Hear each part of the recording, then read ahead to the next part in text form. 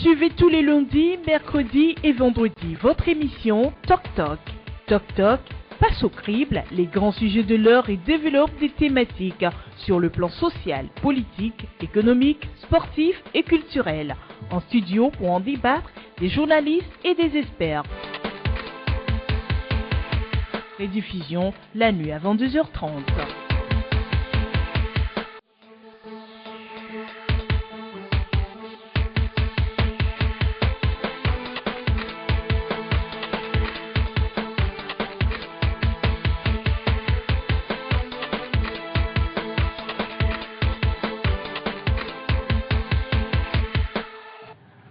Bonjour à tous et à tous, bien réveillés, je l'espère, Dieu nous accorde en bonne santé.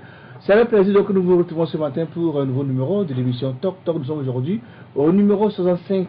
Merci pour votre fidélité renouvelée à Toc Toc. Ce matin, nous avons en studio deux confrères. Le premier compagnon, Ibrahim Acha.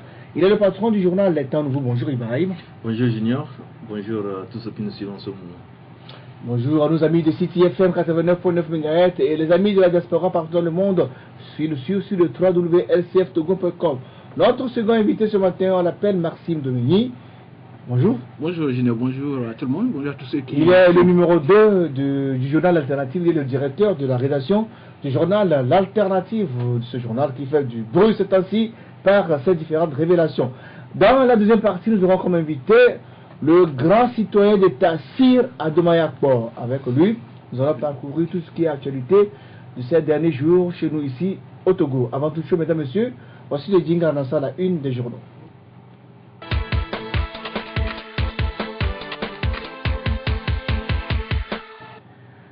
La une des journaux de ce mercredi 17 août 2016, nous démarrons par le journal Le Médium de Credo TT.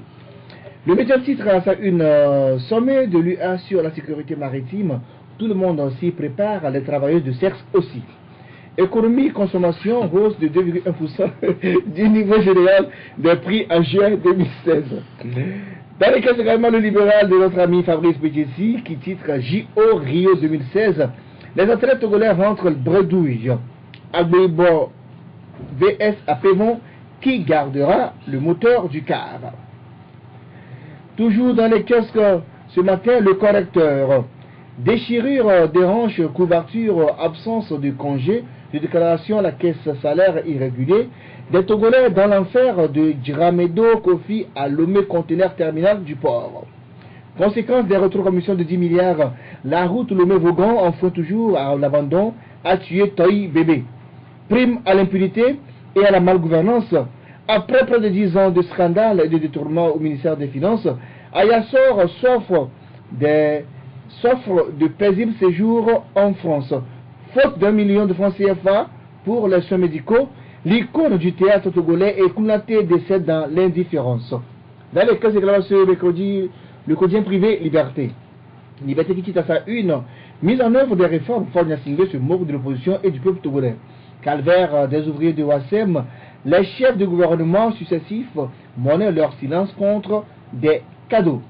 L'équipe sportive de Aimé Ekpe dans les kiosques ce matin, homologation des terrains, grassement de dons à Bossime et Benigrato, 10 terrains sur 32 non homologués. Ameto 3 2016, bodybuilding et force athlétique, hiérarchie, respecté football, équipe nationale locale, sentier battu. L'alternative de finalité, donc dans le rédacteur en chef de la de la rédaction, est avec nous ce matin, toujours dans la kiosque. CET, les divers handicaps qui risquent de plomber la gestion de la nouvelle équipe, de l'urgence des réformes radicales pour une société viable et performante. Wassem Gate, veille économique, recommande un audit général de Wassem ATS Togo Rail, Fortia et Diamond Cement. Pascal Baudiana en séjour en France. Eh bien, retour en studio avec d'autres journaux que nous avons à notre niveau ici ce matin. Rapidement, je vous présente la une du journal La Lanterne. La Lanterne qui cite par exemple, manque d'éphédrine pour anesthésier locaux régional au CHU Sylvanus Olympio vers des césariennes et autres opérations chirurgicales par l'adrénaline. Candy Ford Gnassingbé soucieux des blessés de guerre en Israël. Coopération au-delà des voyages de Ford Gnassingbé pour mettre à l'aise son peuple. Le peuple est-il satisfait? À propos du Panama PPS, où Wassem Gate, l'actionnaire Brigitte Amenavi, fait une sortie médiatique ennuyeuse. Dans les caisses également, Togo Réveil de Germain Pouli. Togo Réveil qui écrit ce matin, annonce officielle de la création de parti dissident du CAR à Pébron sur une voie beaucoup plus risquée que celle de Fabre. Éjecté du gouvernement, le ministre cherche plutôt un bouc émissaire. Ayassor et Ingrid Awade, ce n'est pas fini. Le messager de Tchabouré dans les kiosques également ce matin. Meeting du parti a dit à Dapao, l'ANC très remonté contre son allié de circonstance. Le ministre Robert Doucet parle de la dernière visite de Fonya Singbe en Israël. Cette visite est symbolique d'une nouvelle ère de relations entre Lomé et Jérusalem. Dans les kiosques également ce matin, Dounia Le Monde. Dounia Le Monde, donc, qui écrit ce matin, annonce d'une démission en bloc des députés ANC du Parlement, direction ou naïveté politique d'Isabelle Regavi et ses camarades. Sécurité maritime, les journalistes africains se mobilisent au sein de Jazema. Et enfin, avec nous ce matin, le Mania Libéré. Le Mania Libéré, donc, qui écrit, pour mettre fin à la crise lancinante au CAR, la rupture est totalement consommée entre le président d'honneur et le président en exercice. Les soutiens de Maître Pébron l'obligent à lancer son parti. Eh bien, c'est tout pour la une des journaux de ce matin. Nous allons suivre le jingle et on démarre la première partie de l'émission.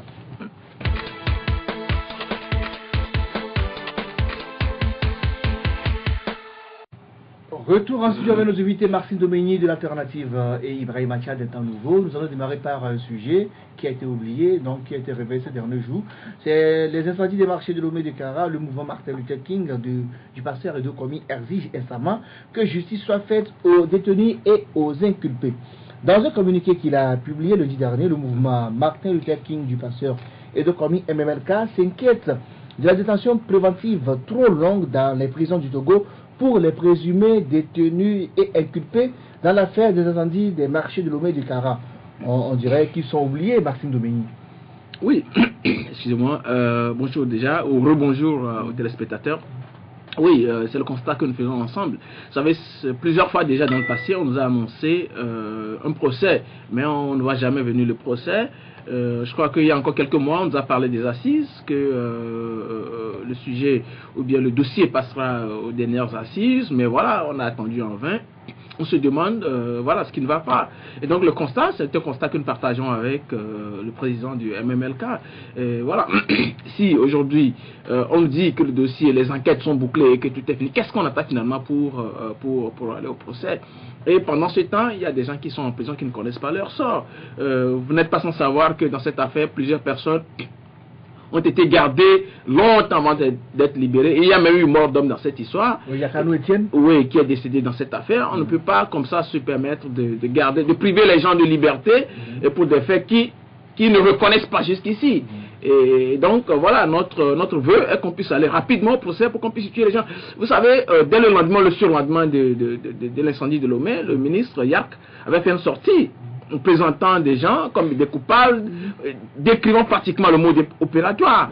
Avec même les objets. Bon. Oui, des bidons de carburant, tout ça. Comment est-ce qu'en 24 heures, en 48 heures, on ait pu arriver, j'ai un chat dans la gorge, excusez-moi, on ait pu arriver à avoir tous ces éléments et que 2 ans ou bien 3 ans après, des années après, on n'arrive toujours pas à organiser. 3 ans après, on n'arrive toujours pas à organiser le procès.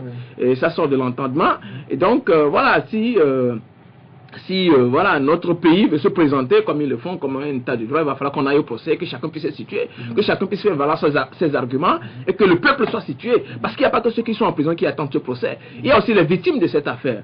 Ceux qui ont perdu leur bien, comme à Kara, comme à Lomé, ils attendent d'être situés pour savoir qu'est-ce qui s'est passé pour qu'aujourd'hui ils se retrouvent dans la situation. Ils veulent connaître les coupables. Oui, ils veulent connaître les coupables. Ils veulent quand même connaître les coupables, même s'ils n'envisagent rien faire, ne serait-ce que le fait pour l'histoire. Oui, pour l'histoire. Hein, ce sera une consolation, un soulagement pour eux de savoir que c'est elle qui a fait ceci. Et puis bon, voilà, cette personne va peut-être voilà, être soumise aux conséquences de ses actes ou faire ses excuses. Et puis voilà, si la justice et le peuple lui pardonnent, voilà, recouvrer sa liberté. Voyez, donc il va falloir qu'on situe les gens, qu'on arrive, on aille au procès, qu'on situe les uns et les autres, que chacun puisse faire valoir ses arguments, qu'on sache qui a fait quoi, dans quelles conditions, et qui sont les coupables, qui ne le sont pas, ainsi de suite. Alors je rappelle que le mouvement Martin Luther King du pasteur Edo demande aujourd'hui que justice soit faite rapidement pour donc les inculpés, les personnes inculpées et surtout celles qui restent toujours détenues dans la ténébreuse, dans cette affaire des incendies des marchés de Kara et de Lomé. Ibrahim Macha. Non, cette affaire d'incendie des marchés, vous savez que c'est tout le Togo qui a été affecté. Il n'y a pas que les victimes, ou bien disons ceux qui sont présumés auteurs de ces incendies et qui subissent actuellement des effets psychologiques dans leur lieu de détention. Même ceux qui sont au dehors, ils ont toujours l'épée de Damoclès sur leur tête parce qu'ils sont toujours sous contrôle judiciaire. Donc ce n'est pas à proprement parler de gaieté de cœur que nous allons comprendre que jusqu'alors il n'y a pas un procès qui est organisé pour pouvoir situer les Togolais. C'est tous les Togolais qui voudraient savoir la vérité sur ces incendies de marché. Et vous savez, nous avons un problème au niveau de la justice togolaise. Je pense que tout le monde, tous les acteurs, tous les leaders d'opinion, les journalistes et nous tous qui sommes dans le domaine des médias, nous avons toujours dénoncé la lenteur qui caractérise la justice togolaise et surtout les interférences monstres auxquelles nous assistons au niveau de cette justice. Il faudrait qu'avec le programme de modernisation de la justice, que cette justice devienne une justice juste. Parce que quand nous disons que notre justice n'est pas juste, et que les gens ne pensent pas que ça sert une catégorie de personnes. Au contraire, c'est vraiment, comment l'appelle-t-on, un préjudice que nous créons en notre pays. Parce qu'un opérateur économique qui veut venir investir dans le pays, s'il apprend que la justice togolaise n'est pas une justice juste, il pense que c'est des manques à gagner pour le Togo. Aucun investisseur ne peut accepter d'arriver dans un pays où on décrit la justice, où la justice est décriée. Vous comprenez qu'il faudrait maintenant que les autorités togolaises fassent preuve de responsabilité en organisant vite un procès pour situer l'opinion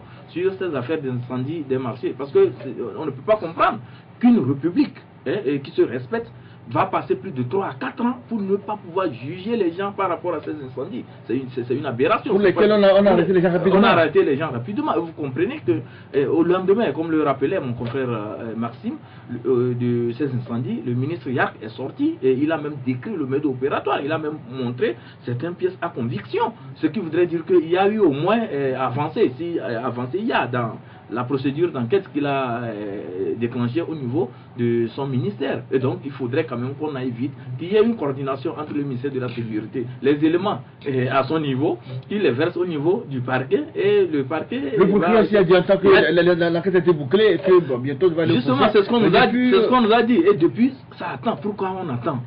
Il faut vite aller, il faut vite aller, comment l'appelle-t-on là, au procès, pour situer les Togolais.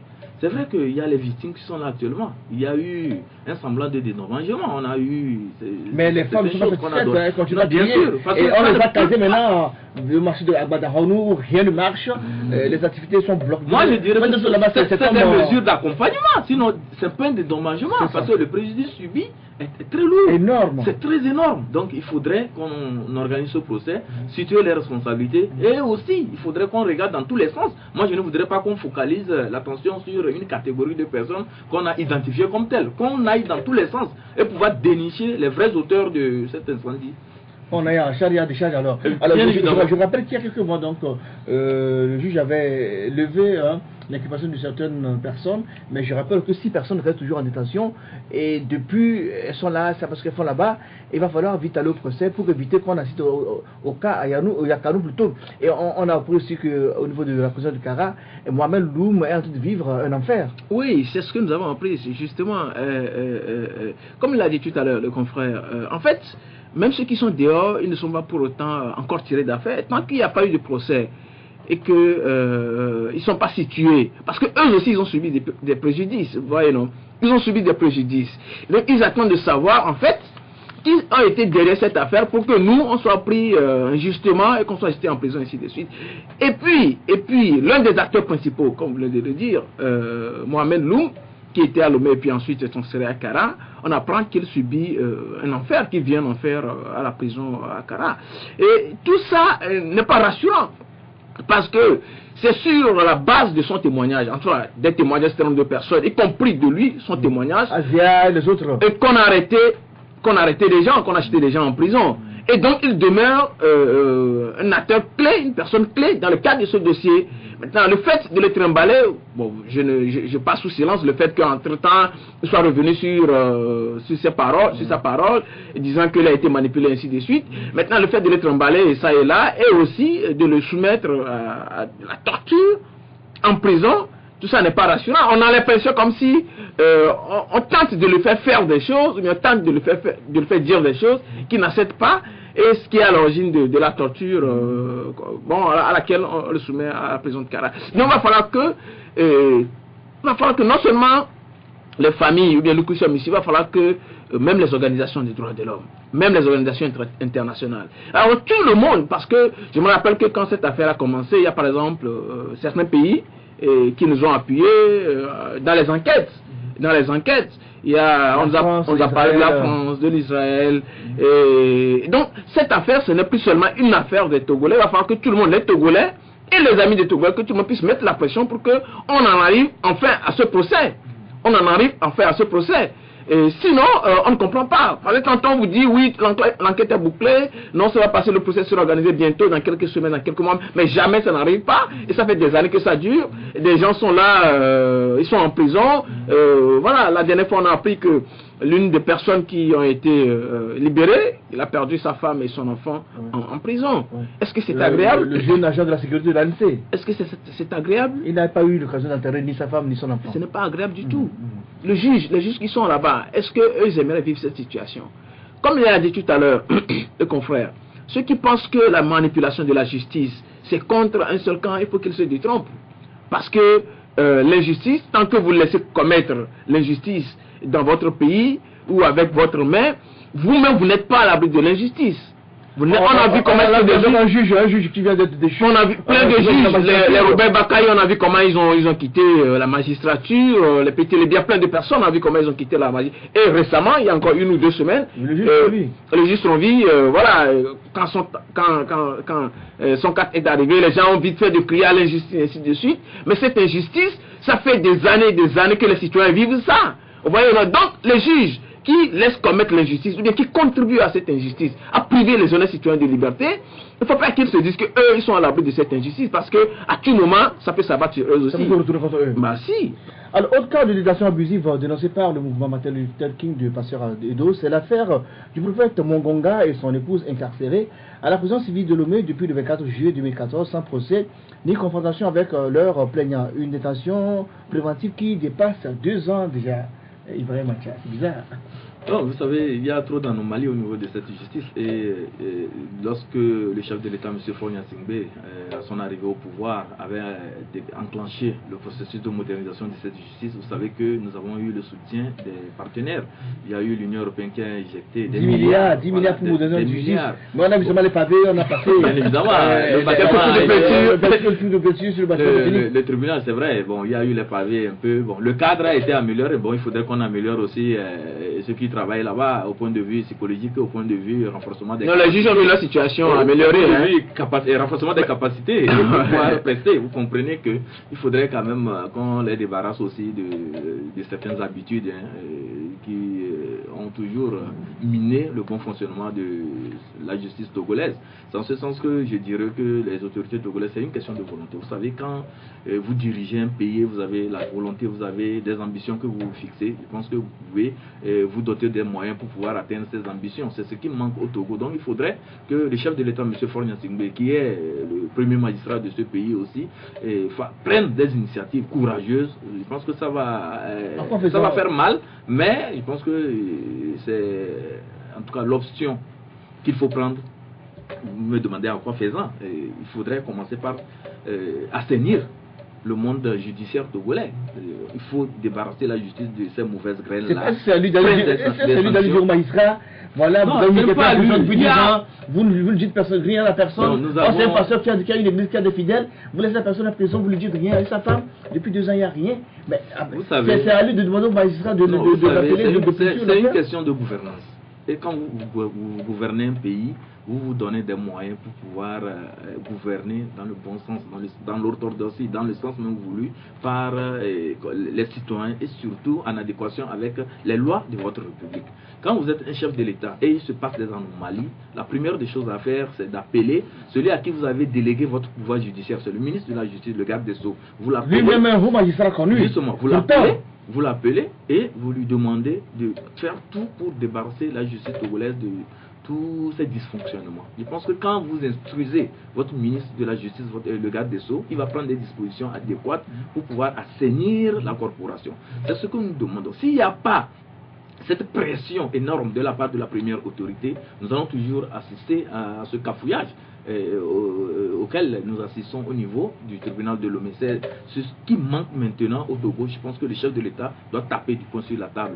Quand vous laissez faire, c'est que tôt ou tard, cela va revenir contre vous. Parce qu'il n'y a pas que les indésirables qui sont au niveau du tribunal de Lomé, mais vous risquez que certaines personnes qui n'en sont pour rien dans des affaires, soit innocemment, je vous dis, soit de façon injuste, conduit vers la prison, et le préjudice, c'est qu'après tout, vous serez obligé de dédommager les gens, après tout, vous serez obligé de débourser des sommes énormes pour pouvoir rectifier le tir, mais le mal est déjà commis. Donc, il faudrait prendre en amont des dispositions, et c'est ce que je disais, il faut instruire le garde des Sceaux pour prendre des dispositions, et en dehors de ça aussi, voir dans quelle mesure on peut faire, comme on le dit, un inventaire au niveau de ce tribunal, voir est-ce que les prisons sont... elles sont débordées. Ouais. Qu'est-ce qu'il faut faire, et est-ce qu'il faut solliciter les partenaires pour pouvoir appuyer l'administration pénitentiaire en matière d'accueil, en matière de gestion des prisonniers. Il y a tout ça là qui doit être fait.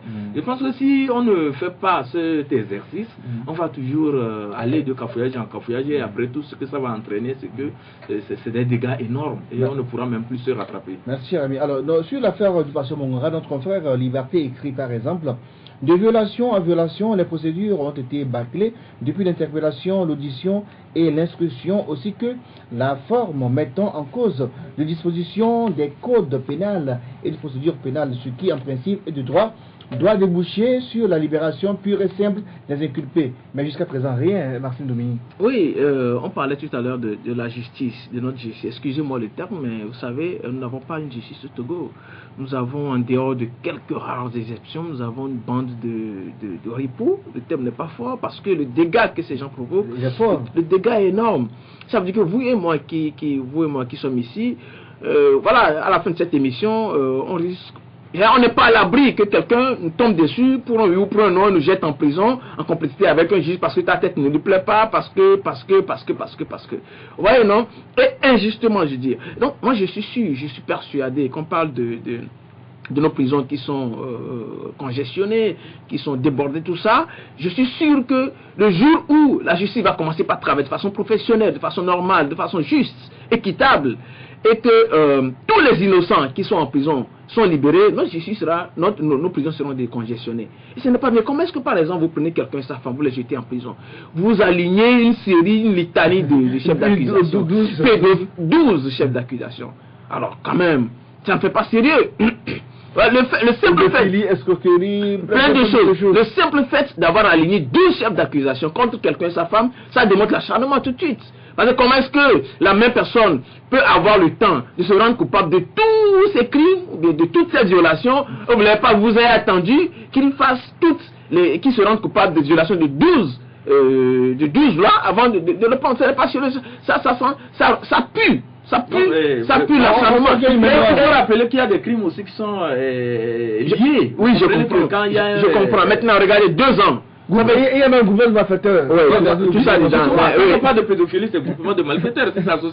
Ils sont deux en prison, c'est ça? Avec sa femme. Voilà, et ça fait 2 ans. Et où sont les autres? Pourquoi est-ce qu'il n'y a jamais eu de confrontation? On a libéré un bon nombre. Oui. Et c'est les 2 qui ont été gardés. Oui, je veux dire, pourquoi il n'y a jamais eu de confrontation? Parce que les plaignants, il y a un seul qu'on connaît et les autres on ne les connaît pas. Selon ce qu'on a appris, il n'y a jamais eu de confrontation avec les plaignants. Et le bonhomme et sa femme sont en prison. 2 ans après, et ils n'ont jamais rencontré celui qui a dit tel sur eux, celui qui les accuse de tel. Ils n'ont jamais été confrontés pour que chacun puisse évoquer ses moyens. Ce n'est pas normal. Ce n'est pas, si 2 ans après, ils n'ont pas rencontré, ils n'ont pas fait face à leurs accusateurs, quand est-ce qu'ils vont le faire? Ça veut dire qu'ils en ont pour des années encore en prison. Est-ce que c'est normal? Ce n'est pas normal. Donc on va continuer pas à dénoncer cette justice. Vous savez, moi je fais partie de ceux qui pensent que au Togo, notre problème, c'est celle de la justice. C'est celui de la justice autant pour moi. Ça veut dire que le jour où notre justice va commencer par fonctionner normalement, beaucoup de choses seront réglées dans ce pays. Ce n'est pas normal, ça ne rassure personne, ça ne rassure ni les politiciens, ni les citoyens, ni les investisseurs, personne du tout. Parce que personne ne viendra investir des milliards dans un pays et dire que bon voilà, j'investis, alors qu'il ne sait pas que du jour au lendemain, bon voilà, si ça cause, ou bien quelqu'un lui reproche quelque chose, il peut faire voilà ses arguments à la justice et que la justice va dire le droit à sa faveur, ou voilà, va dire le droit tout simplement. Personne ne viendra faire ça. Voilà, bon, ceux qui le font, ceux qui prennent le risque, c'est parce que peut-être ils comptent sur certains appuis politiques. Des réseaux. Des réseaux, bon, ils peuvent le faire en comptant sur ces réseaux, en espérant que les réseaux deviennent puissants, en espérant que ces réseaux demeureront aussi puissants que la durée de leurs affaires, et éternellement que la durée de leurs affaires. Sinon, dans ces conditions, ça ne rassure personne. Même ceux qu'on a connus dans ce pays, des gens qui ont fait partie de ce système, qui étaient des figures de proue de ce système, mais qui eux-mêmes ont été victimes de la justice. Je ne vais pas citer de noms ici. Oui. Suivez nos regards. Oui, suivez nos regards tout simplement. Ça veut dire qu'aujourd'hui, ceux qui sont dans ce système et qui continuent de perpétuer ce système d'injustice, qui continuent de manipuler cette justice contre certaines personnes, ils ne sont pas, comme je l'ai dit, je me répète, ils ne sont pas eux-mêmes à l'abri. Et puis, ça veut dire que ce pays court devant des situations sombres. On ne le souhaite pas. Mais le jour où ça va partir dans tous les sens, bon voilà, je ne veux pas terminer la phrase. Oui, j'ai dit on ne le souhaite pas. Mais lorsqu'il y a une accumulation de rancœur, surtout quand on emprisonne des gens de façon injuste, vous comprenez que quand des gens prennent le vilain plaisir de manipuler l'appareil judiciaire contre certaines personnes, vous comprenez que ça crée des rancœurs et des frustrations. Et le jour où les gens seront débordés, vous comprenez que ça va amener des situations incontrôlables. Il faudrait maintenant que cette justice assainisse d'abord sa maison et voir dans quelle mesure il faudrait aller, comme on le dit, implicitement vers le respect du droit. Rien que le droit. Qu'on dise le droit, ils pensent que c'est tout. Il n'y a pas de demi-mesure entre une vérité et le mensonge. La vérité, c'est la vérité, le mensonge, c'est le mensonge. Les demandes de liberté provisoire et de recours en annulation des procédures sont toutes rejetées par les instances concernées. Le pasteur et sa femme restent donc maintenus en prison et privés de leur liberté. Et ils pensent même ils envisagent même aller saisir la Cour de justice de la CEDEAO. C'est ainsi, tout le monde, quand les gens sont fatigués, ils vont vers là. Justement, c'est ce que j'allais dire. Est-ce que ça fait honneur à nos juges, à nos magistrats, que chaque fois des citoyens quittent le pays pour aller saisir une cour communautaire et que ces cours finissent toujours, presque toujours, par condamner le Togo? Est-ce que ça fait honneur? Est-ce que nous avons 20 millions que l'État doit lui verser? C'est clair. Avant, il y a eu plein d'autres choses. Il y a les députés de là. Il y a eu plein d'autres choses, plein d'autres cas. Et presque toujours, lorsque les citoyens quittent le Togo, ils vont à l'extérieur, ils vont par exemple à la cour communautaire de la CEDEAO. Alors, le Togo est condamné. On leur donne raison. Est-ce que ça fait honneur à notre justice? Est-ce que ça fait honneur à nos... Est-ce que nos magistrats sont fiers qu'ils soient là, mais que leurs frères quittent le Togo, les dépassent pour aller saisir d'autres magistrats ailleurs pour faire valoir leurs droits? Ça ne leur fait pas honneur. Et puis vous savez, on a connu des gardes des Sceaux qui sont pasteurs, des hommes de Dieu. Celui qui est parti... L'actuel aussi est pasteur. Celui qui est parti est un évangéliste. Celui qui est arrivé est un évangéliste ou un pasteur. Moi je suis croyant, je suis chrétien. Moi, lorsque j'ai appris que voilà, ce sont des pasteurs, des hommes de Dieu, des chrétiens qui seront là-bas, je me suis dit, bon, peut-être que quelque chose va changer. Oui. Parce que dans la foi chrétienne, on dit, vous êtes le sel de la terre, ainsi de suite. Donc, partout où vous êtes, vous contribuez à corriger une situation. Vous voyez, non, même lorsqu'il était sur la terre, il a combattu l'injustice. Il a combattu l'injustice, vous voyez, non? Mais on ne peut pas comprendre que même des hommes de Dieu, c'est-à-dire que les hommes normaux sont passés, non pas plus que même des hommes de Dieu sont passés, et que l'injustice continue par exister, régner dans notre pays. Ce n'est pas du tout normal. Vous voyez, il y a quelques semaines, il y a certaines personnes vivant dans le canton de Zanguera, ils nous ont saisi qu'il y a une bande qui sème la terreur dans la zone, avec des gros bras ainsi de suite, gare à toi, c'était le titre foncier, et puis ils ont créé une zone de non-droit. dans la zone de Et Zanguera, tout personne ça. ne dit rien. Personne ne dit rien. Ils ont saisi le président de la République. Ils ont saisi le ministre de la Sécurité. Ils ont saisi le ministre de la Justice.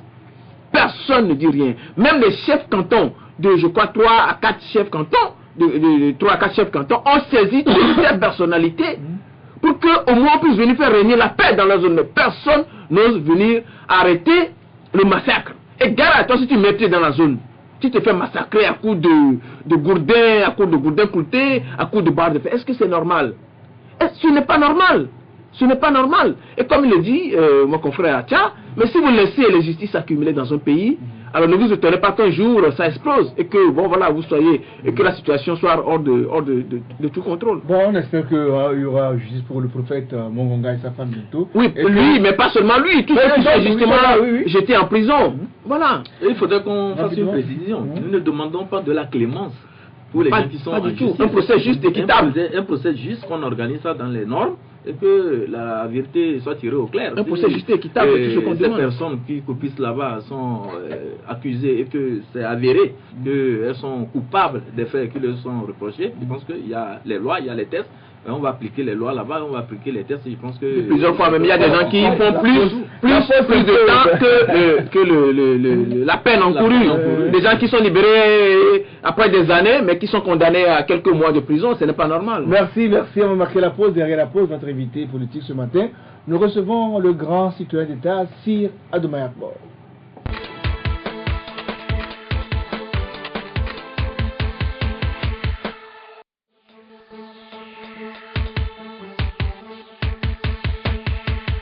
Suivez tous les lundis, mercredis et vendredis votre émission Toc Toc.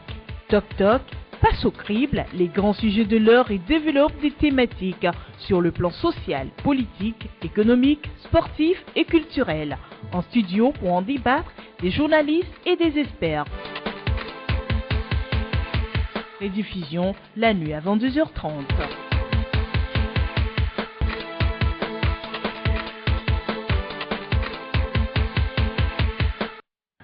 Retour en studio avec notre invité, M. Sir Adoumaya Akbar. Donc, il est analyste politique. Bonjour. Bonjour, cher citoyen d'État. Vous aimez qu'on vous appelle grand citoyen d'État. Donc, grand citoyen d'État, bienvenue dans Toc Toc. Ben, je vous en prie. Alors, c'est l'actualité togolaise aujourd'hui. Bon, ces derniers jours a beaucoup évolué.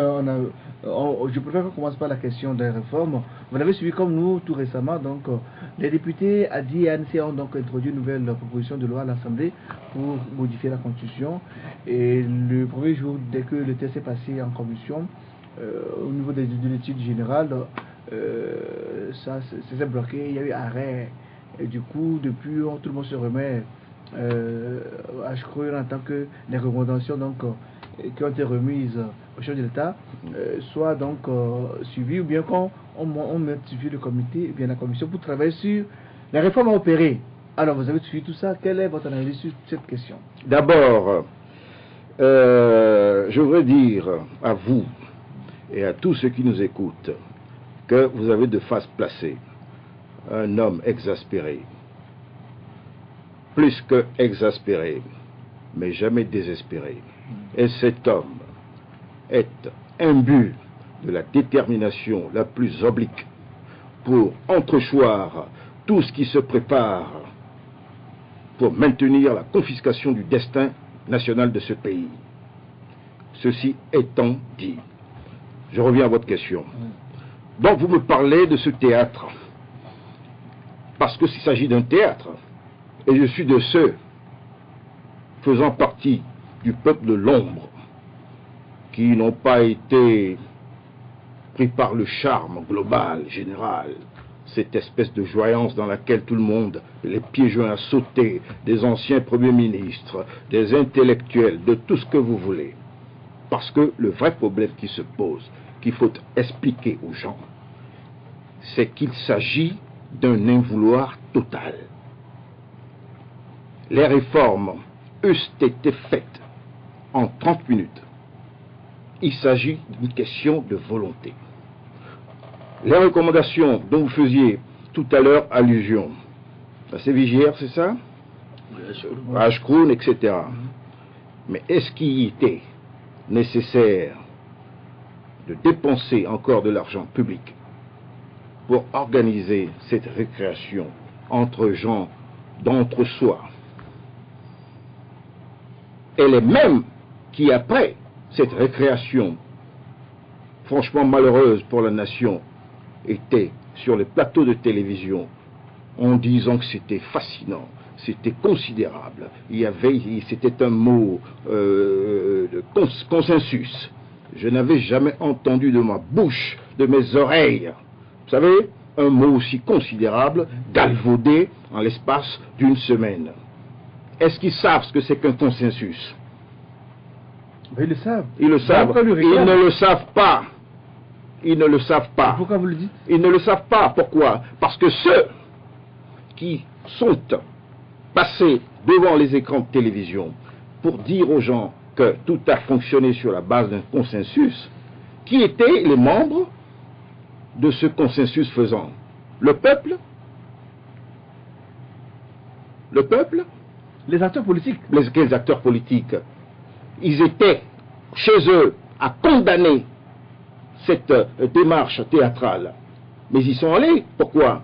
Le problème qui se pose, c'est le problème de l'effacement, c'est-à-dire de la remise à zéro du compteur présidentiel.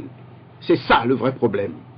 Vous avez d'un abord un parti qui ne veut pas en entendre parler, mais dans ce cas, il s'agit de quoi? Une confiscation du destin national. On ne peut pas ne pas prendre en compte un temps donné passé au pouvoir et faire comme si. Dans ce cas, si M. Faure Gnassingbé, le président de la République, eût fait les 15 ans au pouvoir, il faudra lui concéder, puisqu'on a parlé de concession. Ouais. Bon, le de l'ancien Zounou en a parlé. Mais je sais bien, j'ai entendu de concession. Donc il faudrait que les gens fassent concession, concèdent encore 2 mandats pour que les réformes soient faites. Si j'ai bien compris, c'est ça. Autrement dit, on veut remettre le compteur à zéro à partir de 2020. À partir de 2020. Ouais. Et vous trouvez, les Togolais, eux, ils vont attendre. Est-ce qu'on remet le compteur à zéro de leur misère? Hein? Est-ce qu'on pense à détruire, entrechoir cette misère? Vous avez des régiments d'hommes, un patrimoine humain. Le patrimoine humain de ce pays est en train de crever la gueule ouverte. On est là en train de me parler de compteur à zéro de quoi? Il faut faire les réformes et le président de la République doit penser à l'histoire. Je lui dis. Là, ils sont en train, parce que là, on a vu les travaux du HCOIN et le rapport a été remis dans le chef de l'État. Bientôt, on aura une commission qui va essayer de faire la synthèse et on aura plutôt le projet de loi qui va aller à l'Assemblée et on aura donc les réformes tant réclamées. Mais je rappelle que déjà au niveau du NI, on nous annonce qu'on va passer à la 5e République. Ça revient à la même chose. Les compteurs seront mis à zéro. Écoutez, tout ça, c'est du charabia. D'accord? La 5e République, parce que ça fait chic de dire 5e République. Parce qu'il y a la 5e République de Gaulle. Vous comprenez ce que je veux dire? Est-ce que nous avons besoin d'une 5e République? Non! Parce qu'il faut attendre au référendum, des choses comme ça. Et encore, est-ce qu'on est sûr que les systèmes électoraux en place eussent permis que la vérité des votes fasse éclat? C'est toutes ces questions qu'il faut se poser. Il faut arrêter d'endormir les gens. Arrêtons d'endormir les gens. Oui, mais tout à l'heure, vous avez demandé, mais vous avez réitéré votre appel à l'endroit du chef de l'État pour que les réformes soient faites. Mais on est là, on constate bien que vous avez parlé d'un vouloir aussi, que voilà, le vouloir est manifeste du côté du chef de l'État et de son parti, qui sont majoritaires à l'Assemblée. Quelle est votre recette pour qu'on aille finalement à ces réformes? Moi, j'ai des recettes d'homme d'État. Vous avez relevé ce que je disais tout à l'heure de l'invouloir. Mais l'invouloir, quel mot vous avez employé? Qu'il était manifeste. Il est non seulement manifeste, mais il est sémantique. Pourquoi? Parce que c'est l'invouloir qui guide toutes les actions qu'il cherche à mener. C'est ça qu'il faut comprendre. Alors, vous avez la politique qui est une affaire d'hommes. Déjà. C'est-à-dire que vous devriez avoir la passion de l'autre. Un homme qui n'a pas la passion de l'autre ne peut pas faire une bonne politique pour son peuple. Et ça, je vous le dis, si vous n'aimez pas, si vous ne manifestez pas la teneur de votre foi et de vos reins au peuple, vous ne pouvez pas lui faire une bonne politique. Vous pensez que le chef de l'État ne l'a pas? Je ne le connais pas. Parce que là, il Mais travaille. écoutez, vous avez là, vous dites chef de l'État. Il faut faire une précision. On ne dit pas chef de l'État comme ça, parce qu'on est pas en crise. Le président de la République. Ouais, le président de la République, il parle à son peuple. On me dit qu'il il le fait au moins 2 fois dans l'année. Le 31 décembre, le 26 avril. Ailleurs, d'autres ne le font pas. Quand vous avez un Paul peuple... Biya le fait une fois de passage. Ce ne sont pas des références. Paul Biya, c'est pas De Gaulle. Hein? Quand vous avez un peuple qui a la tête dans le seau, c'est pas 2 fois par an qu'il faut lui parler. C'est d'aller vers lui. C'est de descendre dans la basse commune, le prendre par la main, lui parler, lui expliquer si les choses ne vont pas. Dites-lui. Il était tout récemment au nord du Togo. Bon, c'est le PUDC. Mais je reviens à ma question parce que je suis resté sur ma soif. Quelle est votre recette aujourd'hui? Qu'est-ce qu'il faut faire pour qu'on aille finalement à ces réformes? Ma recette, ils ne pourront pas l'appliquer. Parce que c'est une recette qui relève de la grandeur. C'est-à-dire que moi, si j'avais été à la place du président de la République, qu'est-ce que j'aurais fait? J'aurais assassiné mes propres appartenances. Vous comprenez, je pèse mes mots, j'ai dit assassiner. C'est-à-dire que j'aurais condamné mes propres appartenances pour aller dans l'intérêt général. On fait les réformes, on sait tous qui bloque les réformes. C'est mon maintien au pouvoir qui bloque les réformes. Je les mets de côté, nous faisons les réformes et je ne serai plus candidat au terme de mon 3e mandat. Voilà, ça c'était la langue. On voit bien que son appétit soit pouvoir. Actuellement, il a un boulevard devant lui. C'est-à-dire, il peut rester ad vitam, comme on le dit. Et vous pensez que ce serait aussi facile pour lui de dire, bon, ok, 2020 à Saint-Ots, bon, je me retire, quelqu'un de prendre, ce serait aussi facile si vous êtes dit à sa place? Mais bien sûr, s'il n'était pas accroché en entêtement, vous savez, l'entêtement, c'est ce qui perd le système. Il y a les délices du pouvoir quand même. Mais les délices, quand on est un grand État, on s'en fout des délices du pouvoir. Les délices préférables, c'est de faire que le peuple connaisse, lui, les délices de la vie. Ça n'est pas ses propres délices. On voit bien que lui-même, et lui et son parti... Écoutez, M. Cyr, on dirait que le chef de l'État, le président de la République, vous venez de nous le dire, ne fait rien pour son peuple. Est-ce votre constat? Vous voulez que je réponde? Franchement, oui. Ce qu'il fait pour son peuple, qu'est-ce qu'il fait pour son peuple? Les routes. Ouais, les routes. Par exemple. Le jour où il y aura un hôpital flambant neuf qui ferait en sorte que des masses considérables d'esprits étouffés de ce pays n'iraient pas crever dans ce désastre hospitalier, dans cette monstruosité hospitalière qu'est l'hôpital de Tocoin, ce jour-là, je dirais que le mandat social eût été, vous comprenez bien ce que je veux dire, un grand mandat. Alors, vous me parlez des routes. J'écoutais, je suivais votre émission 2 jours, et le docteur Koumou, je l'appelle docteur parce que c'est une intelligence, c'est un grand monsieur, qui disait ceci, que les routes c'est très bien, mais les routes, ça n'est pas l'essentiel utile dans le cas d'espèces de notre pays. Il parlait d'agriculture, des secteurs comme ça. Alors, qu'on fasse des routes, quelles routes? Mais on ne va pas me parler de routes à moi. Oui, mais monsieur, il n'y a pas que les routes. Quand nous prenons le programme social du chef de l'État, avec le développement à la base, ce qui se passe avec Mme Dogbé. Le développement à la base, oui. C'est un charabia gouvernemental. On ne peut pas avoir un ministère à la base, hors cadre décentralisation. Ça ne marche pas, nulle part. Vous savez, ce sont les Français qui ont inventé tout ça. Les systèmes de décentralisation, les Allemands, etc. Mais vous croyez qu'on va nous dire qu'il y a un ministère à la base et que ça va résoudre les problèmes? C'est un problème global. On va les œuvres sur le terrain. On permet 30 000 francs. Il y a des plateformes qui sont ici là, fonctionnels qui travaillent. C'est de l'enfarinade tout ça. C'est de l'enfarinade. Mais ça change quelque chose dans le quotidien quand même. Qu'est-ce que ça change? On a vu pas dans le FNFI qui fait des prêts. Il y a plein de choses qui existent sur le terrain. Ah bon. Sur le plan de l'agriculture, le chef de l'État est allé à Genève négocier auprès de la FIDA, du fonds, plutôt du FIDA. Sur le plan de l'agriculture, négocier auprès du FIDA, le FINIASA. Et c'est beaucoup de sous qui sont injectés dans sur le plan de l'agriculture. Ceci, vous l'avez lu comme moi. Oui. Et tout le monde sait que je ne suis pas un esprit endormi. Qu'est-ce qui se passe dans le monde agricole? Qu'est-ce qui se passe avec les phosphates, avec les engrais, etc. Vous avez là... C'est le côté business. Vous l'avez... Nous revenons maintenant... Business. Oui, c'est le côté business. Non. Il y a des absolument pas. Qui vont répondre. Vous ne pouvez pas parler de côté business. Non. De l'agriculture. Maintenant, nous revenons un peu avec la politique agricole de notre pays. Est-ce que vous avez l'impression que rien n'est fait? Parce que si vous... Je vais vous dire quelque chose. Vous ne pouvez pas me parler de politique agricole quand on voit ça. C'est quoi ça en fait? C'est quoi? Vous l'avez pas lu. Quand on voit qu'il y a des damesses qui sont là. Des quoi s'il vous plaît? Je dis des damesses, c'est un vieux mot français. Hein? Des petites dames. Si vous voulez. Des femmelettes. Non, des grandes dames si vous voulez, pour faire plaisir à l'audience. Mais enfin, Dieu seul sait ce que j'en pense. Hein? Qui sont là à faire carte, main basse, sur ce qui permettra à nos pauvres agriculteurs d'avoir vie séante. Et qu'il y a des compromis comme ça, avec un certain ministre de l'Agriculture.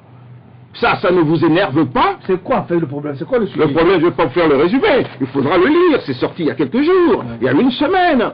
Qu'est-ce que ça veut dire? Et il semblerait même que le Premier ministre, et Dieu sait que je ne suis pas... de l'affaire des engrais. Mais absolument. Les marchés sont cédés, gré à Vous gré. croyez que ça fait plaisir aux Togolais d'entendre et de voir des choses comme ça? Ces histoires de Wassem, etc.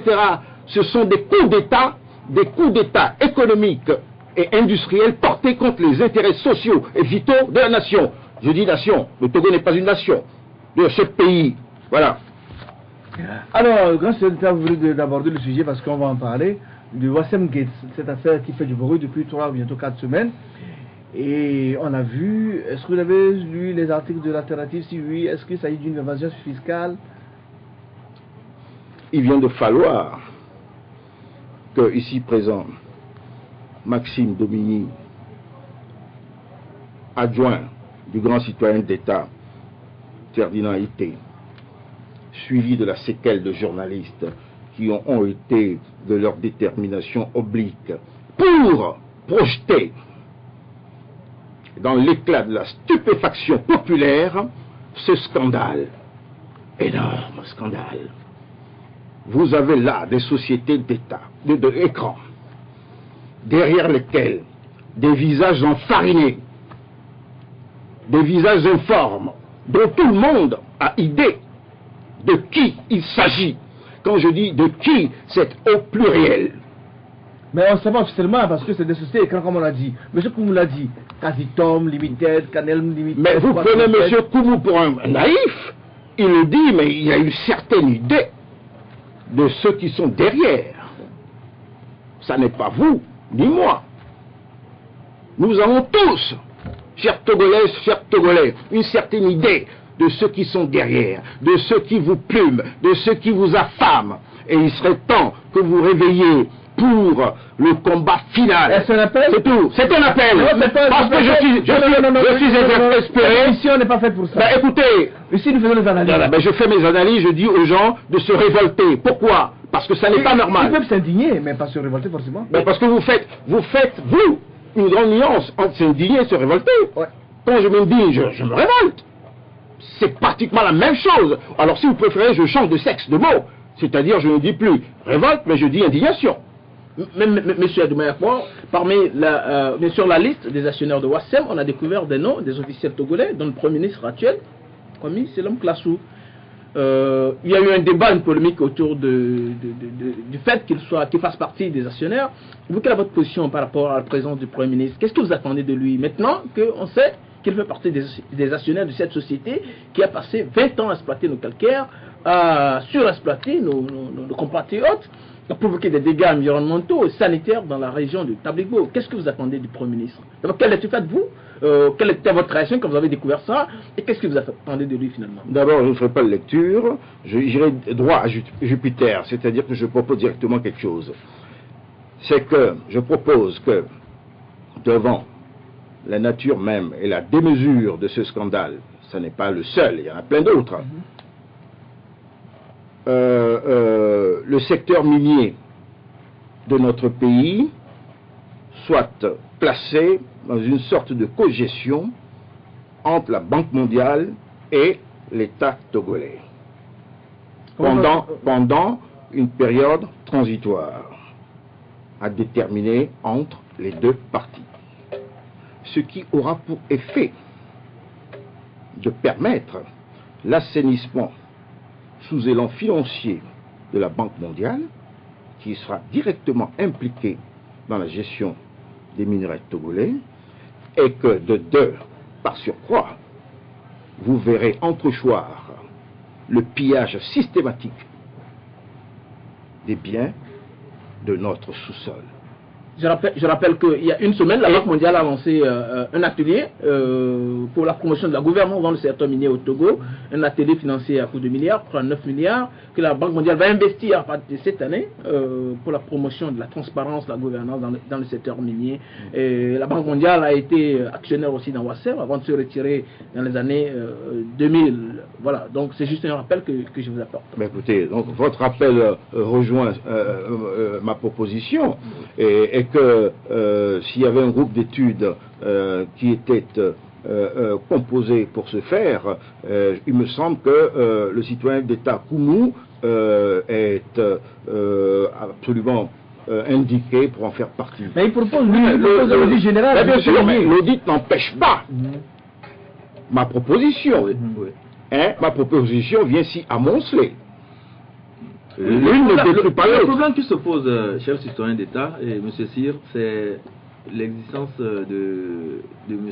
Klassou, le nom de Klassou, parmi les actionnaires de Wassem. C'est là où le problème se pose. Est-ce à dire que le chef de l'État, en voulant nommer M. Komi Klassou, n'a pas fait une appréciation objective de le problème ne se pose pas Pardonnez-moi, le problème ne se pose pas simplement à son niveau. Il se pose à des degrés divers. Bon. Il est vrai que le Premier ministre n'avait pas, ou en tout cas, s'il disposa de quelque action dans cette société, une fois qu'il a été nommé Premier ministre, il aurait dû s'en séparer.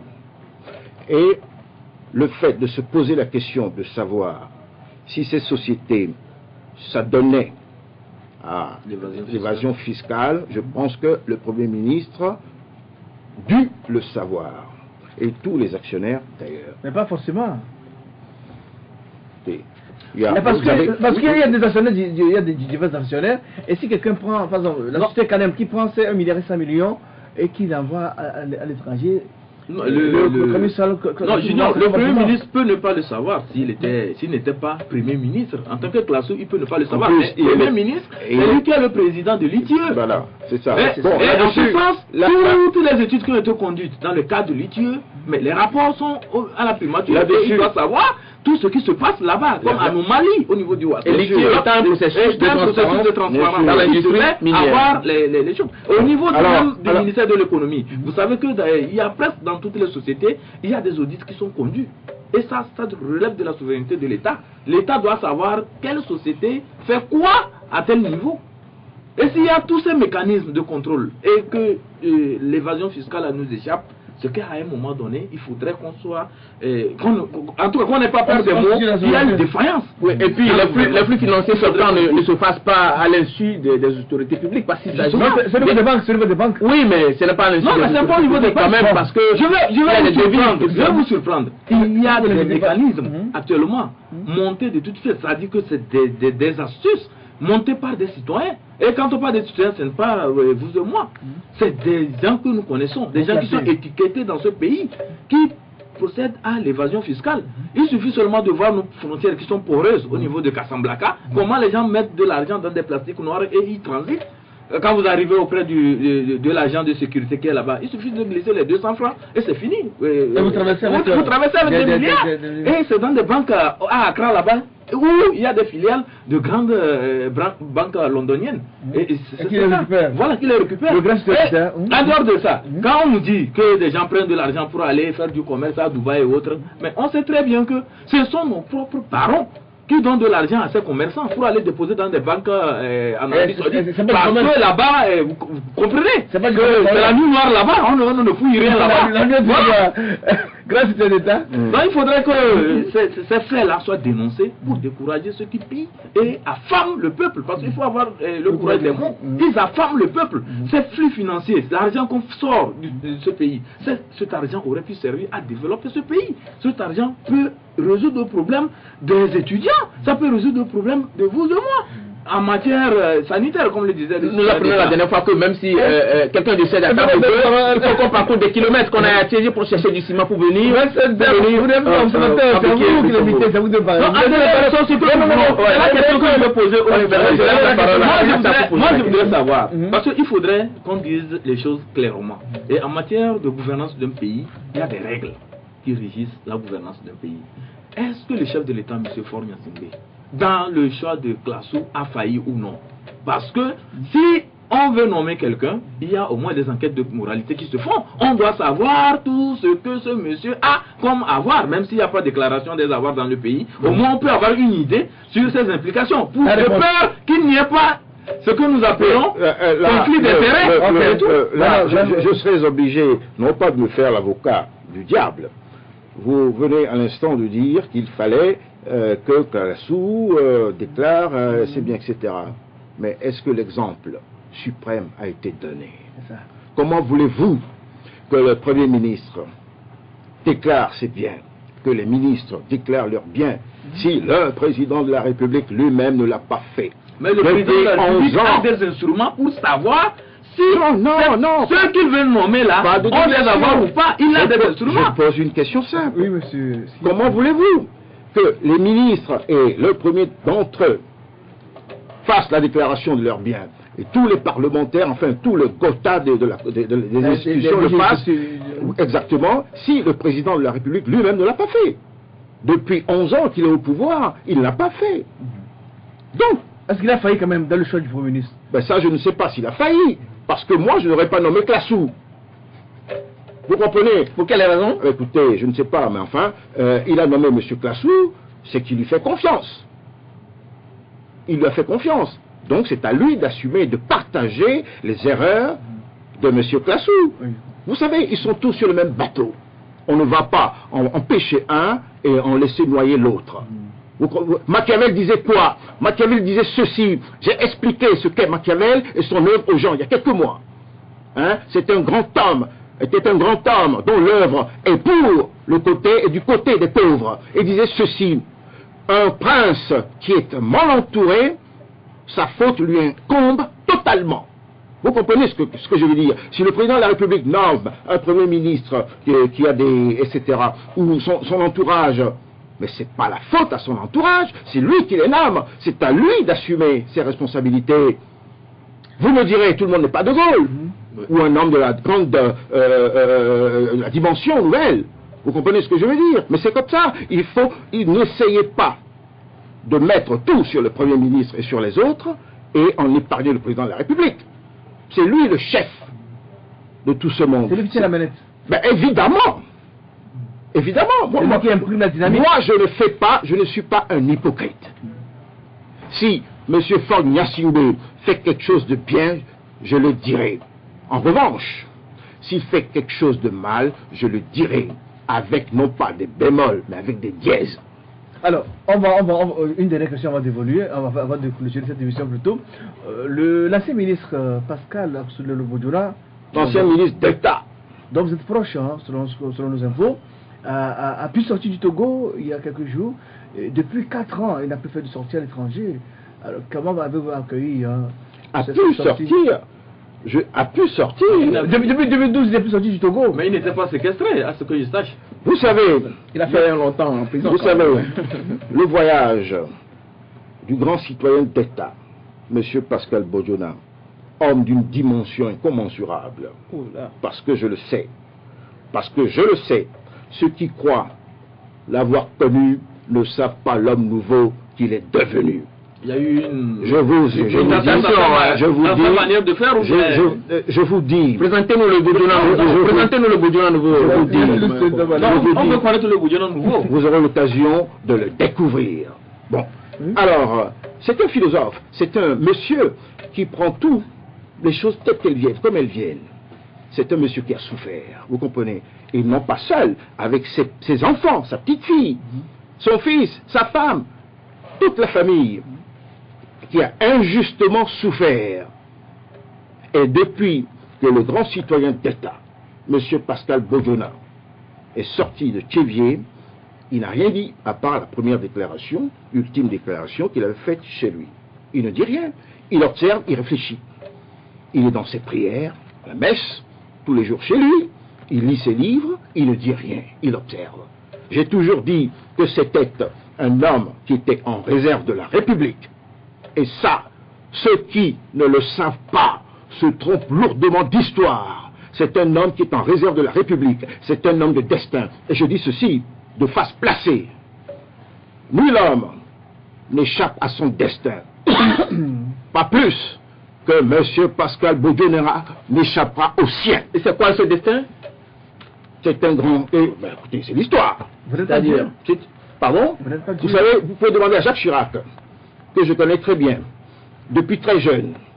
J'ai été de ceux qui, la jeunesse du RPR, etc., en tant qu'on écrivait... Ah, donc vous êtes français? Non, je ne suis pas français. Je n'ai pas voulu prendre la nationalité française. Pourtant, tous mes enfants sont français. Et c'est une formalité. Vous voyez, je suis en France depuis 40 ans, je n'ai jamais pris la nationalité française. Je suis un patriote. Une question de ma part, M. Bodiona, il y a quelques... Je ne me trompe jamais. Je ne me trompe jamais dans mes prévisions. Il y a quelques semaines... Vous avez prévu que Chirac soit président? Bien sûr, je l'avais dit à Balladur, qui serait battu, qui serait défroqué. Il n'a pas cru. Il a été défroqué, il a été épouré. Le 14 juillet, Bodiona Pascal et sa femme étaient les guest stars de la célébration de la fête nationale, en fait, française ici. C'est une reconnaissance. La commémoration de la fête nationale ici. Et ensuite, quelques semaines après, il part pour la France. Est-ce que tout ça, c'est hasard? Que ce soit à l'ambassade de France qu'il a fait une grande sortie première et qu'ensuite, ce soit la France qui soit sa destination première à l'extérieur du pays. Quelle étude faites-vous de tout ça, vous qui semblez le connaître? Écoutez, je vais vous dire quelque chose. L'apansement que vous venez d'établir ne me surprend pas du tout, mais je serai pas à même de vous approfondir cela. Pourquoi? Parce que M. Pascal Bodiona voyage dans le pays de De Gaulle, ça me paraît normal. Et n'oublions pas que c'est un homme du monde, qui a des relations, qui a des amis. Alors je ne vois pas quel est l'amendement, ce qui pourrait empêcher le grand citoyen d'État d'avoir quelques soupers bien indiqués avec ses amis. Il n'y a rien d'illégal. Ne vous trompez pas dans vos prévisions. Là, vous avez parlé tout à l'heure de destin, que Bodiona ne s'échappera pas à son destin. Pascal Bodiona est en réserve de la République, c'est le trait d'union pour une réconciliation décisive et définitive de ce pays. En tout cas, c'est mon analyse. Pourquoi? Parce que si vous prenez à droite, vous prenez à gauche, il émerge quoi? Quelle pipe à droite? À part M. Fornia Simbé, il n'y en a pas. Si vous prenez l'échiquier à gauche, il émerge qui? La tête qui eût pu émerger, c'est Criblé. Il y a qui d'autre? J'ai pas compris. J'ai pas compris. Monsieur Pascal Bodiona va faire le non, pont. Vous parlez du pont. Moi, c'est mon réconciliation. C'est mon analyse. Il n'a pas que des amis. Monsieur Pascal Bodiona n'a pas que des amis. Moi, je fais mon analyse. D'accord? Je suis un politique, je suis un analyste politique, je suis un conseil politique, je fais mon analyse. Et en tant que leader d'opinion, nous allons vous dire que nous avons appris aussi à connaître monsieur Pascal Bodiona. Il n'a pas que des amis au Togo. Écoutez, même Dieu n'avait pas que des amis. Ce n'est pas une consécration. Même Dieu n'avait pas que des amis. Mais quand on vient de débarquer du gouvernement, et en France, ce n'est pas une consécration. Elle est en France, à ce que je sache. Mais c'est vous qui en faites état. Je ne dis pas que c'est une consécration. Je vous dis ceci, monsieur. Je vous dis, vous voulez que je baisse d'un degré pour que vous compreniez ce que je dis? Non, je vous comprends très bien, monsieur. Alors, je dis ceci. Je dis que si monsieur Pascal Bodiona est en France, que je n'en vois pas l'émotion, puisqu'il est normal que lui aussi puisse voyager en famille. Pascal Bodiona, le prochain président du Togo? Oui ou non? Moi, je n'ai pas dit ça. Moi, je n'ai pas dit ça. Moi, je fais mes analyses. Monsieur Pascal Bodiona, je ne sais pas ce qu'il en pense. Je ne suis pas dans sa tête. Moi, je fais mes analyses. C'est tout. Oui. Mes analyses n'engagent pas Pascal Bodiona. M. Pascal Bodiona. C'est clair. Vous avez dit qu'il est l'homme de réserve. Ouais, mais en réserve pour la Puisque nous République. savons que vous êtes proche de lui, qu'est-ce que vous lui conseillez? Parce que vous croyez que parce qu'on est proche, il me fait des confidences. Non. Un grand homme d'État ne fait pas Vous de êtes confidences. analyste politique. Oui. Analyste politique. Qu'est-ce que vous conseillez à Pascal Bodiona dans l'état actuel de la République C'est et de la condition normale rester, de notre pays? c'est de rester dans ses réflexions. Ok. C'est d'approfondir ses réflexions. Vous avez dit qu'il est devenu un homme nouveau. Sans toutefois nous dire quelques mots sur... Le temps de passer Je pourrais pas parler pendant des heures, c'est vous savez. passé. Monsieur Siradoumako, donc merci d'avoir répondu à notre invitation. Maintenant, nous allons nous séparer, mais vous avez le mot de fin, la conclusion. Bon. Écoutez, je voudrais que la jeunesse de ce pays, les jeunes, c'est-à-dire le gisement d'avenir de ce pays, prennent conscience d'une chose. Elle ne peut pas avoir une vie meilleure demain si elle ne s'implique pas de façon totale et complète dans ce qui se passe, dans ce qui est en train de se préparer. Et je ne voudrais pas que nous, parents, nos enfants demain, nous disent que nous avons été des incapables, des déculottés, parce que c'est à nous de souffrir, de nous sacrifier pour eux. Quand le pays ne va pas, nous devons, nous, être au front pour dire ça ne va pas, il faut que ça change, pour que demain, nos enfants n'aillent pas cracher sur nos tombes. C'est tout ce que j'ai à dire. Merci. Merci à M. Siradoumako, je rappelle qu'il est analyste politique. Merci à Maxime Domenier, le directeur d'organisation du journal Alternative. Merci. Merci aussi à Ibrahim Macha, le patron du journal Les Temps Nouveaux. Mesdames, Messieurs, merci pour votre fidélité, pour votre confiance renouvelée à notre chaîne et surtout à Tok Tok. Je vous retrouve vendredi pour le dernier numéro de la semaine. D'ici là, portez-vous bien. Et c'est avec plaisir. Donc, on se retrouve dans 2 jours. Bye bye. Au revoir.